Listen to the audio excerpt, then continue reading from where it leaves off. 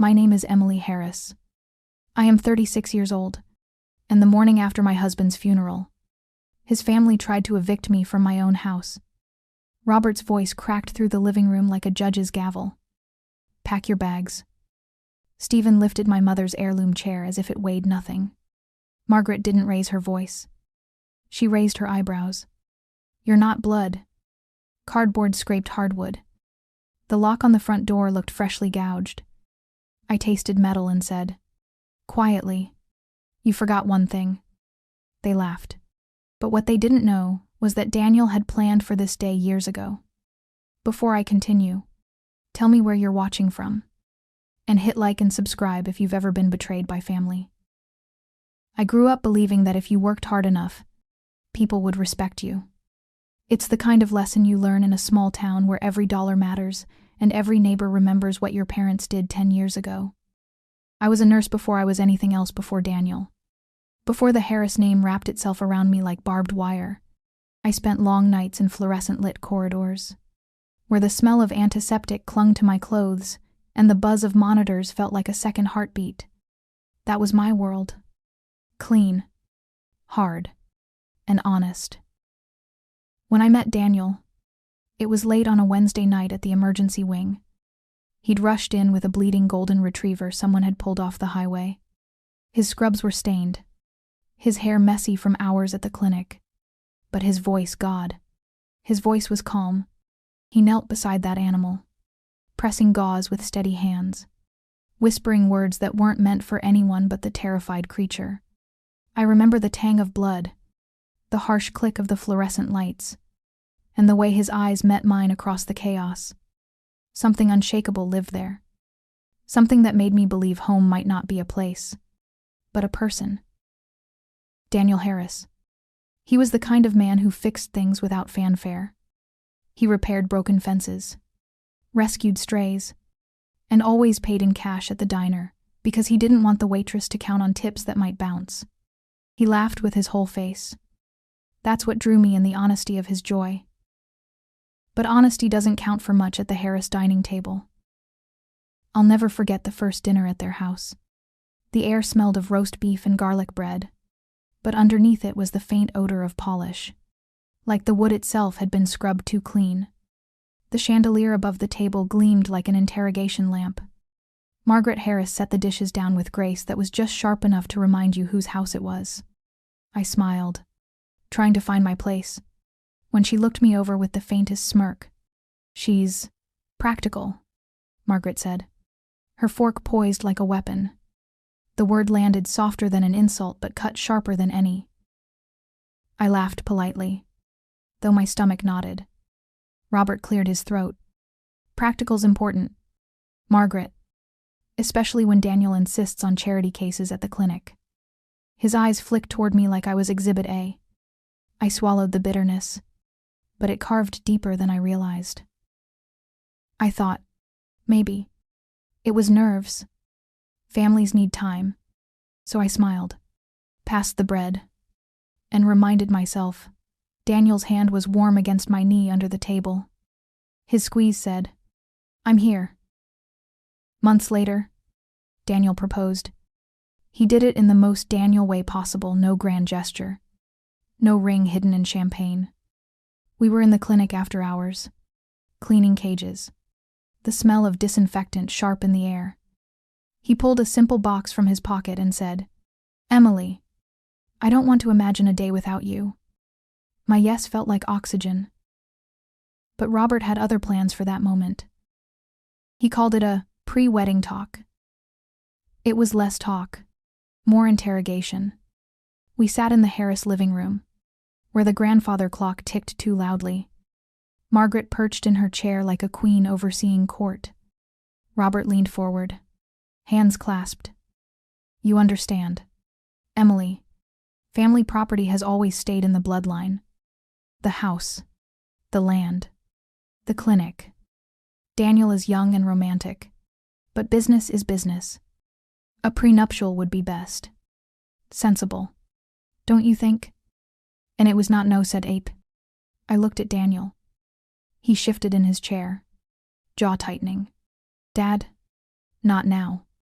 Kensib the mound of paced. Yes. Now. Robert snapped. Then, turning to me. Softer. Ashley, excuse me. Emily, you're a practical woman.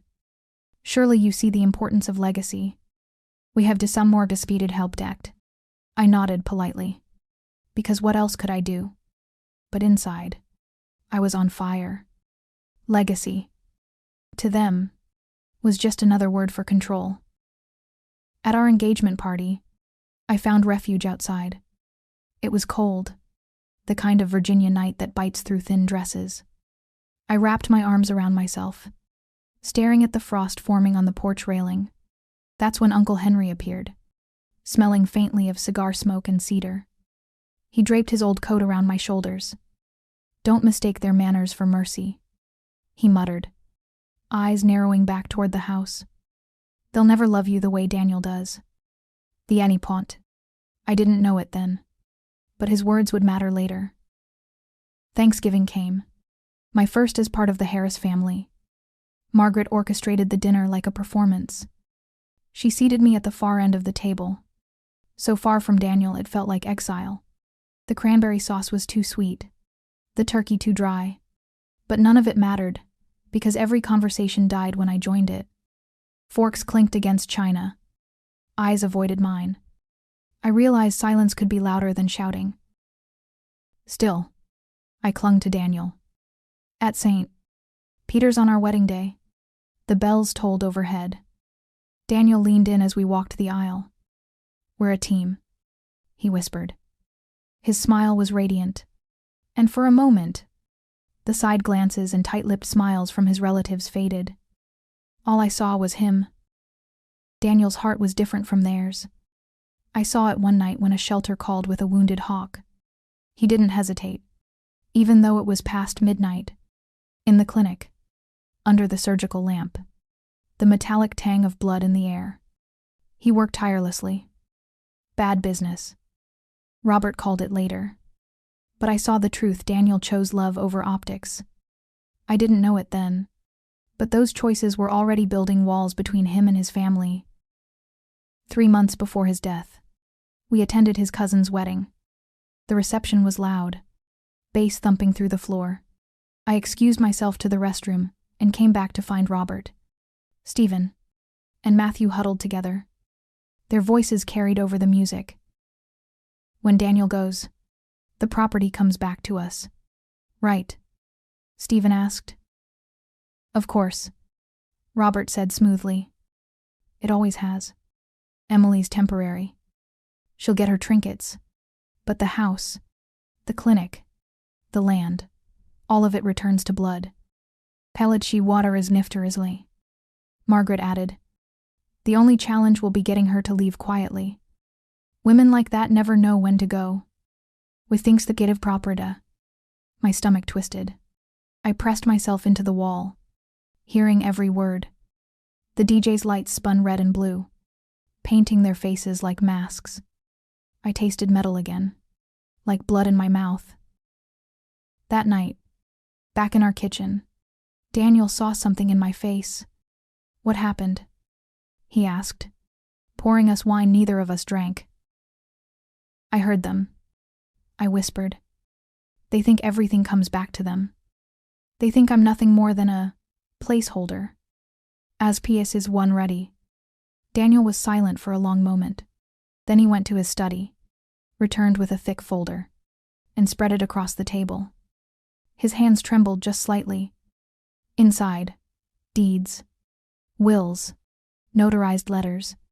Emily, he said, his eyes hard. I've been preparing for this. They're wrong. And when the time comes, you'll see just how wrong. Everyone's in it for the wise. It was the first twist of many. Daniel's folder wasn't just paper. It was armor. He had drawn up joint tenancy documents, so the house, the clinic, every account passed straight to me if he died first. He had written a will with clauses I didn't understand until Charles Benton, the estate attorney, walked us through each line. A no-contest clause, airtight witness signatures, A personal letter explaining his reasons. It was all there. I remember the weight of that night. The hum of the refrigerator behind us. The low whistle of wind sneaking through the kitchen window. The faint vanilla of a candle I'd lit hours before. I expected to cry, but instead I just breathed. For once, I felt like I wasn't standing alone in the Harris family's shadow. Daniel had seen it all. He had seen them. He took my hand. I hoped we'd never need this. I kept thinking maybe they'd soften. But after tonight, I realized they won't. Kays, in his nut of bide. I nodded, throat raw. They'll never accept me. Cans. They don't have to, he said simply. They just have to lose. Thanks for watching. Those words haunted me later. At the time, though, I felt safe. 2 days before his death, I walked past the hallway and froze. Stephen and Matthew's voices bled through the half-closed door to Daniel's room. Dad wants to start moving valuables out before the funeral, Stephen whispered. Smart, Matthew muttered. Ashley, sorry. Emily, she'll cling to anything. Better to clear it before she tries. I sighed. What about the clinic? Problem deviations were derjected and restes interes ported. Already talked to Dr. Inflash. Cooper. Dad says he's interested in taking over. Smooth transition. Thanks for watching the Reuben. I couldn't breathe. My chest constricted as if invisible hands had closed around my ribs. I backed away before they saw me. When I told Daniel that night, his eyes flashed even through the haze of painkillers. They're already dividing up our life, he rasped. I'm afraid so. Plays there. Don't let them win. Emily. Promise me. Any first halving. I promise. Tension expected digress. Daniel's illness moved faster than I ever thought possible. Stage 4, pancreatic cancer doesn't bargain.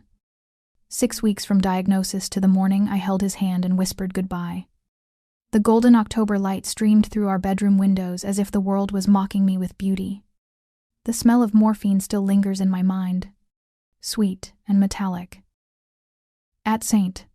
Peter's, the same church where we had said our vows, the Harris family staged his funeral.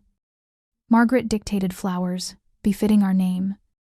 Robert ordered ushers around like soldiers. I was the widow, yet I had no say. When I approached the front pew, an usher gently blocked me. I'm sorry. Ma'am. Immediate family only. Pretty money full it have said. I stared. Stunned. Margaret's pearl-strung smile cut me deeper than any blade. You'll sit in the second row, dear. As in exections. I wanted to scream. Instead, I sat where they told me, hands clenched until my nails cut crescents into my palms. I don't remember the hymns. I only remember the hollow in my chest and the way the Harris family filled the air with their false grief while already planning my erasure. After the service, Robert pulled me aside at the cemetery, dirt still fresh on Daniel's grave. His voice was calm, businesslike. We'll give you a few days to grieve, Emily, but then we'll need to prepare the house for Stephen's family. He's been eager to move back to Richmond. I'm off to dissection. The audacity of it stole my breath. Robert, I whispered, that house is my home. Annie was on the call to Daff. He shook his head. Was your home. You're not blood. You've served your purpose. Now it returns to the family. In Watmany. The word served sliced me in two. I was nothing more than a caretaker in his mind, an outsider who had been tolerated. I stayed with my sister Laura that night in Glen Allen. Laura has never hidden her distaste for the Harris clan. Her small kitchen smelled of tomato soup, her arms strong as she hugged me. They can't do this. She fumed. You were his wife for 8 years. Drade. They think the law is on their side, I murmured, sipping broth that tasted like ashes. Well, they're wrong. Call a lawyer. Indisturdisternator. I smiled weakly. Daniel already took care of it. Quet masted visite. Laura leaned forward. Then use it. Stop letting them trample you. Court it anyway. He was a crack to become ever minuted. I wanted to. God. I wanted to. But grief is heavy, and my limbs felt weighed down with cement. Still, her anger lit something inside me, a small ember waiting to burn. The next morning, I drove back to Richmond, intending to gather a few of Daniel's belongings, maybe sit in the house we had shared. But as I turned onto the street, my stomach sank. Robert's truck sat in the driveway. Stephen's van parked crooked beside it. Through the front windows, I saw movement figures lifting, carrying, stripping my life away. I pulled over, gripping the steering wheel until my knuckles whitened. I remembered Daniel's words. Don't let them win. I dialed Charles Benton's office. My voice was steadier than I felt. They're here, taking things out. Can't have Hanta. Stay outside, Charles instructed. Don't confront them alone. I'll be there in 20 minutes with documents. Remember what Daniel said, let them dig their own hole. It's quite to the hospice. So I waited. Through the glass, I watched Stephen haul my mother's heirloom chair cherrywood, hand-carved arms toward his van. That chair had rocked me to sleep as a child. Seeing it on his shoulder was like watching him carry my childhood into the back of a truck. Something inside me shifted, cold and sharp. I stepped out of my car. The October wind whipped my hair across my face, the smell of burning leaves thick in the air. My heels clicked against the driveway, each step a drumbeat. Inside, the house no longer smelled like home. It smelled like lemon cleaner and dust. Cardboard boxes gaped open. My wedding photos lay stacked carelessly on the porch. Margaret glanced up, her expression a blend of annoyance and triumph. Back so soon? Dear, we thought you'd stay away while we handle the transition. To have not save. The transition. My voice was low. Stephen's family will move in soon. Don't worry, we'll pack your personal items separately. You can collect them once you've found somewhere else. In Falmin the Contrad field. Robert turned, his smirk carved into stone. It's time. Emily. Family property belongs to family. That's a bit of did. I stood in the doorway, silent. My hands trembled. But not from fear anymore. They mistook my quiet for defeat. They didn't know Daniel. They didn't know me. The Harris family didn't wait for my grief to cool. They pressed their advantage like wolves scenting blood. Every day after Daniel's funeral, another small cruelty surfaced, each one meant to remind me I didn't belong. It started at the funeral itself. The memory still burns in me. At St.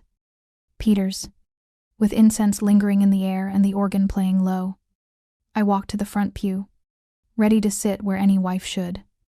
An usher blocked me with a gentle hand. Immediate family only, he whispered, as if sparing me embarrassment. Margaret's pearls caught the candlelight as she leaned toward me. Second row. Dear. Tradition.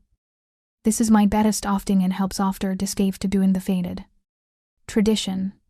The word tasted of iron and rot. I obeyed, because my legs wouldn't move otherwise. But I never forgot the sting of being displaced at my own husband's goodbye. The next cruelty came days later. Margaret invited her circle of friends to the house under the guise of comforting me. Instead, they wandered the rooms like tourists in a museum. Their fingertips traced the banister, their whispers too loud to be mistaken. Such lovely antiques, one said. Tapping the sideboard, Daniel and I had restored ourselves. Do you think Robert will refinish it? Another asked. Margaret's smile was sweet as arsenic. Well, once Stephen and his family move in, we'll see. They've always admired the woodwork. They're hot of cause to locate. I stood in the hallway, invisible. My heart pounded. but my face stayed calm. The air smelled faintly of lemon polish, and Margaret's perfume too sweet. Suffocating. They were planning my erasure in front of me, confident I wouldn't speak. A few days later, Robert took it further. I walked into the clinic. Daniel had run with so much care. The scent of antiseptics still fresh. The walls lined with photos of rescued animals. Robert was there, shaking hands with Dr. Cooper, a young veterinarian I barely knew. "This transition will be smooth," Robert was saying, his voice low but firm.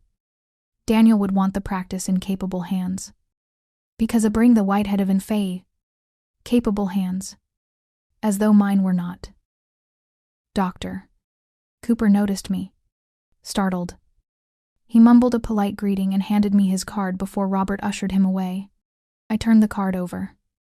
The ink of his phone number freshly scrawled on the back. My stomach twisted. Later, Laura would find that card on the counter and slip it into her purse with a look I recognized, anger wrapped in loyalty. The next strike was quieter but cut deeper. Stephen and Matthew arrived under the pretense of checking safety around the house. They carried toolboxes, moved briskly, and spoke in clipped tones. "We'll just replace the locks," Matthew announced, not looking at me. A screw clattered onto the hardwood, rolling beneath the entry table. The sound echoed like a verdict. They weren't checking safety. They were claiming ownership.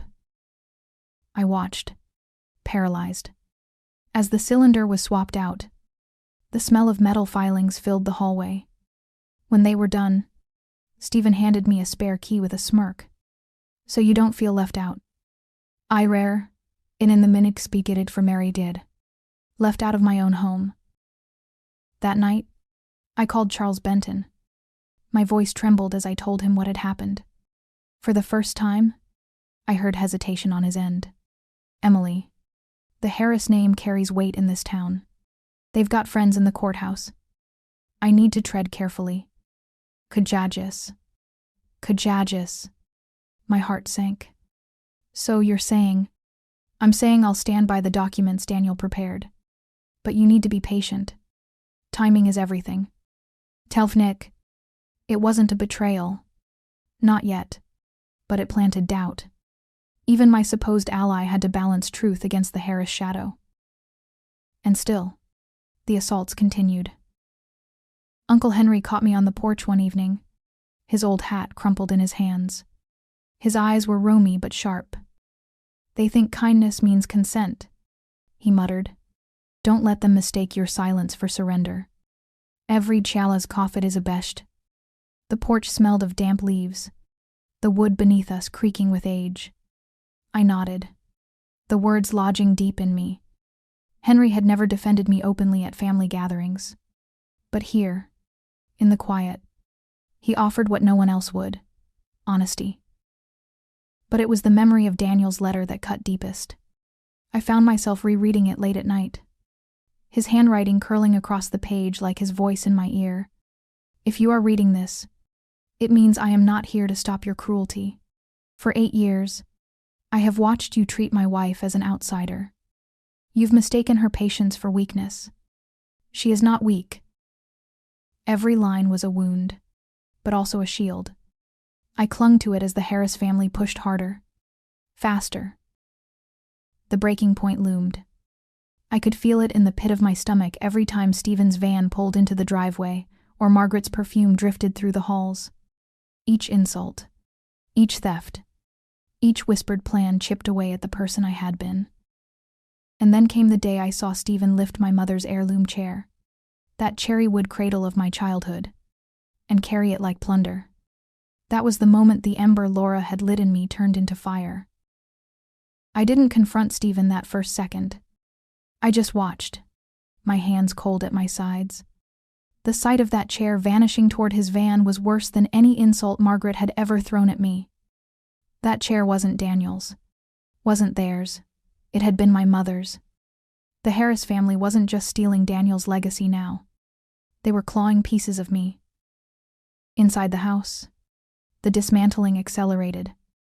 Margaret stood near the fireplace, pearls glinting against her black sweater. She directed her sons with clipped little commands, as if she were orchestrating a play. "Matthew, careful with the china. That belonged to Robert's grandmother. Said Nuts may dance to the presents. It's mine," I said softly from the doorway. Margaret's smile didn't reach her eyes.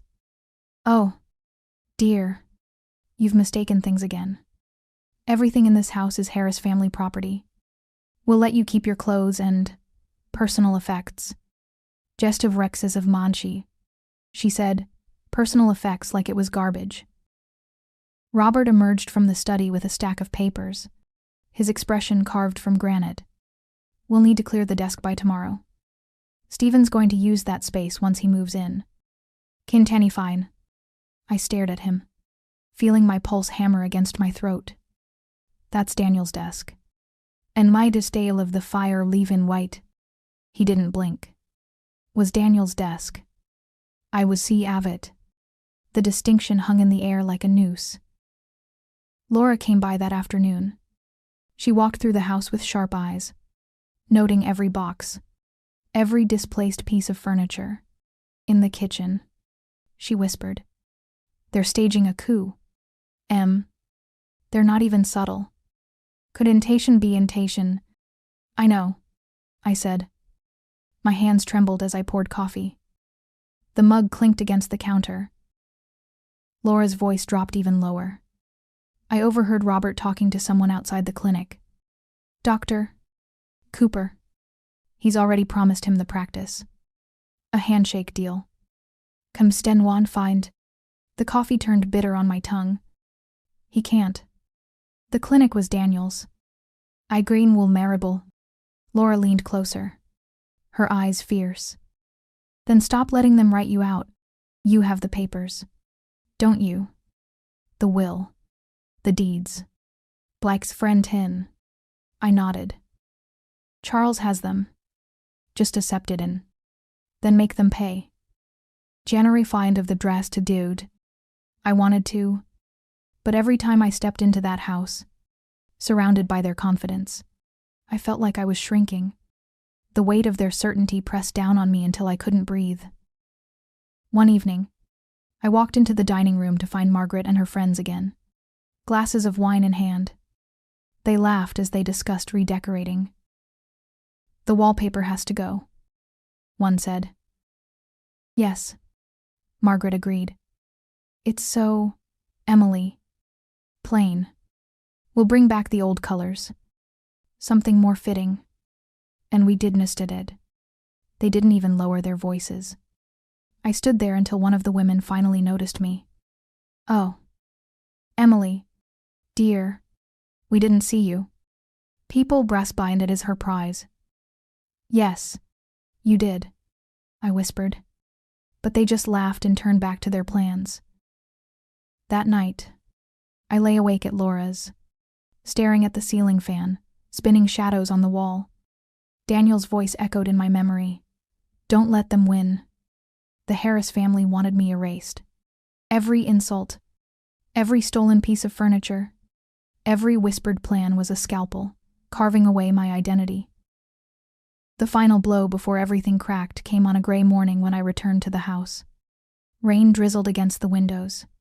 The air smelled of damp wood and wet earth. Inside, boxes towered higher.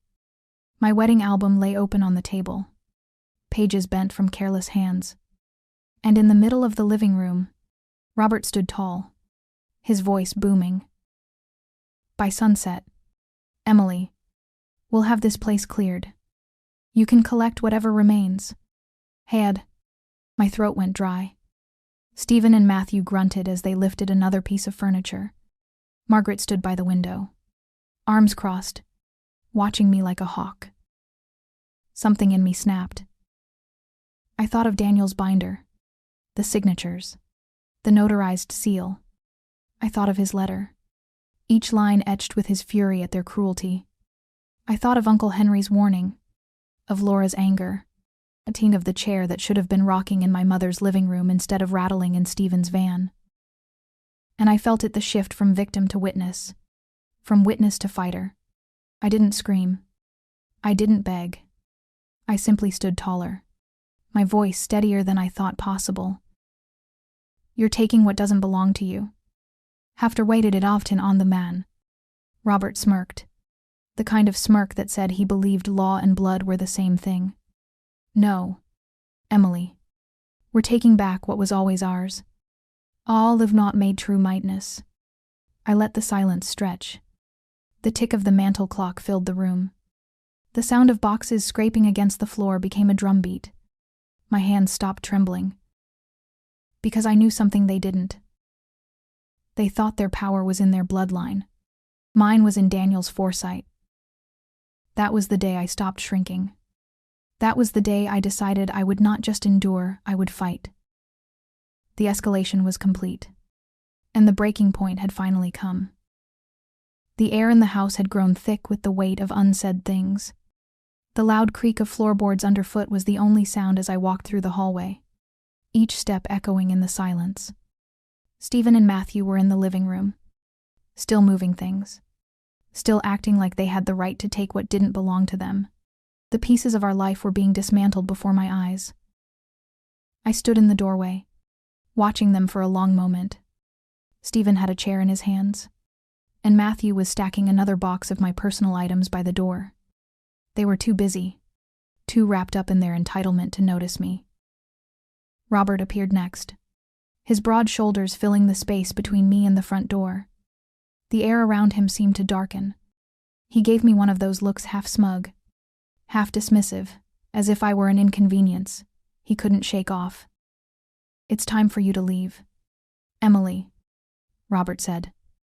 His tone was final, but the underlying challenge in his voice caught in my chest. You've had long enough to gather your things. The house is going to Stephen and his family. You can take whatever's left. Your personal effects, as we discussed. Heaven distance of redder. My eyes narrowed. I could feel the weight of the legal documents hidden away in my purse. The paperwork Daniel had left to protect me, to make sure this moment never came to pass. My voice was steady, but it felt like a weapon in my mouth, like it could cut through the walls if I allowed it to. You forgot one thing. An Ever-1 rated B. Robert raised an eyebrow. What's that? Emily. Any towns. The house. The clinic. Everything you think you can take. It's mine. Legally. Olive table. Robert's smirk faltered for the first time. The mask he had worn for so long confident, untouchable, began to crack. What are you talking about? He asked, his voice thick with something like disbelief, like a man who didn't expect to be challenged. Before I could answer, I heard the sound of tires crunching in the gravel outside. A car door slammed. I knew what that sound meant. Charles Benton. He arrived right on time, stepping out of his silver sedan, his black leather briefcase in hand. The moment he walked through the door, the tension in the room shifted. The air felt colder, heavier. Margaret's smile faltered, her eyes flicking between me and Charles. Mr. Harris, Charles said, his voice calm, even, as if we were in a business meeting rather than a battlefield. I believe we need to have a conversation. Hesitatively, Robert straightened up, trying to mask his unease. I don't know what this is about, but... Charles didn't let him finish. He walked straight into the living room, opening the briefcase with deliberate slowness. It's about the fact that you and your sons are currently removing property that legally belongs to Emily Harris. And you need to stop immediately. Have to work fighted. Robert's face flushed with a mixture of anger and confusion. What are you talking about? Hated help people. Charles placed a stack of papers on the coffee table, spreading them out carefully. I watched as Robert's eyes flitted across them, his confidence crumbling with every page.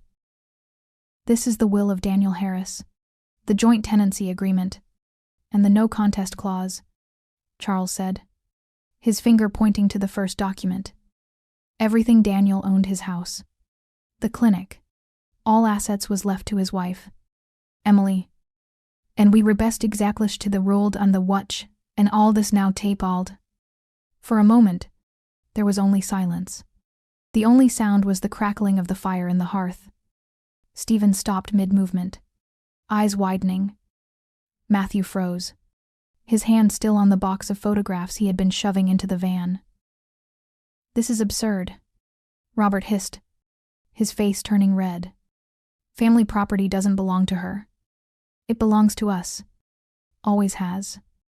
Always will. After the decadgensness that we did to back."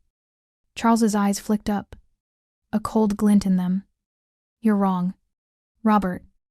The law doesn't care about bloodlines or legacy. It cares about the rightful owner. And that is Emily Harris. Any do thing." I stood there, my hands clenched at my sides, watching the Harris family unravel in front of me. The smugness, the entitlement, they all faltered, cracked, like a house of cards collapsing in slow motion.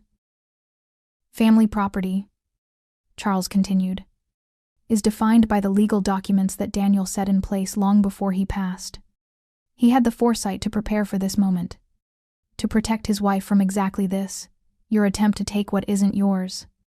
Can bring the why." The silence that followed was suffocating. Robert's hands trembled slightly, his earlier bravado gone. He looked at Charles, then at me, then back at the papers on the table. His jaw worked as if he were trying to process everything in real time. But it was too much. He had underestimated us, had thought he could bully me out of what was mine. "Daniel also left a letter for his family," Charles said, pulling a second set of papers from the briefcase. He handed them to me, and I unfolded them carefully.